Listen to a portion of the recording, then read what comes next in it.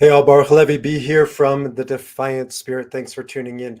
I have been away on vacation. I haven't done much vlogging or blogging or social media for the past few weeks.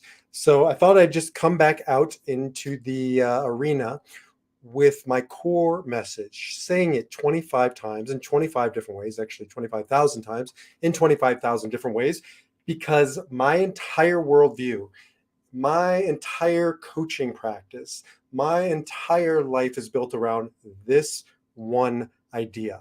I have found it to be so important to be able to boil down our lives and the way we live our lives in very simple terms. I can't get any more simple than this. This is my teacher and mentor, Dr. Viktor Frankl.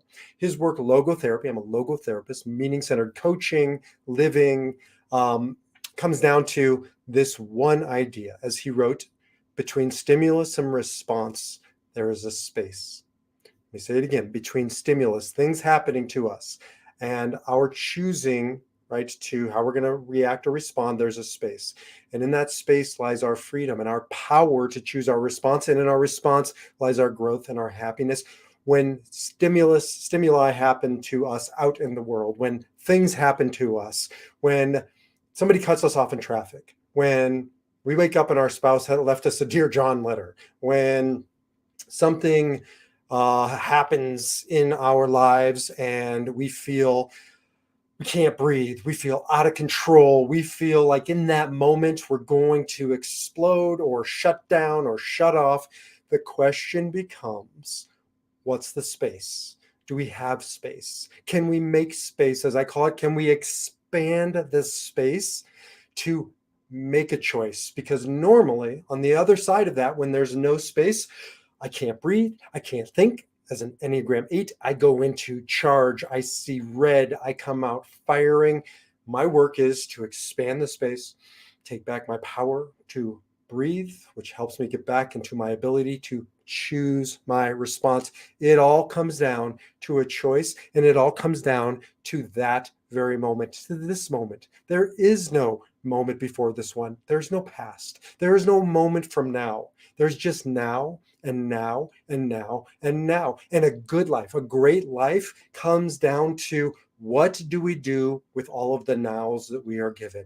Not the macro, right? Giving to a charity and your name is up on a building, or getting a doctoral degree or a second doctoral degree, or how many kids you have and how much you contribute to the world. All of those things are part and parcel of our lives, but they never just happen. They happen in series of nows. And if we can come back to right here, right now, and we can own this moment, I can't own 5 moments from now, and I can't own yesterday's moment, but what I can own is right here, right now. And in this moment, it's not that complicated. We must stop, get back to our ability to choose. As Dr. Frankl says, that is the only power that you have. You don't control that traffic. You don't control the weather. You don't control your kids and their happiness. You know how many coaching hours I spend on parents coming to terms with they don't own the ability to effectuate change in their kids' lives? Oh, I mean, we can help shape it and shift it and contribute, but you do not own that power. That's theirs and theirs alone.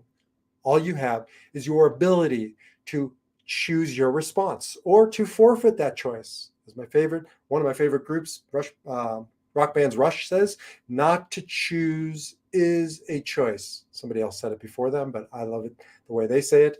Not to choose is a choice. And so in that moment, to go right into reaction, go into fight or flight, go into survival mode, guess what?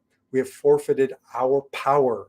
What power? The only power that you and I ever have, the power to choose our response. I don't care what you're facing. I don't care how difficult, dangerous, dark it may be. You can navigate it if you come back to right here, right now. I don't know if you're going to survive it tomorrow, but I can tell you right here, right now, if you get back to this moment, you can survive this moment and this moment and this moment. And how do you do that? No, how do you go beyond surviving? How do you thrive? How do you live more fully, love more fiercely after the loss, after the Dear John letter, after the devastation and the destruction? By owning this space expanding this space, getting back into your power to choose your response. And really, that's at the end of the day, at the end of our life, all our loved ones do is look at all those series of nows. And that's how we're judged, like it or not. You are judged on how you manage, how you handled each of those nows. Did you master the space?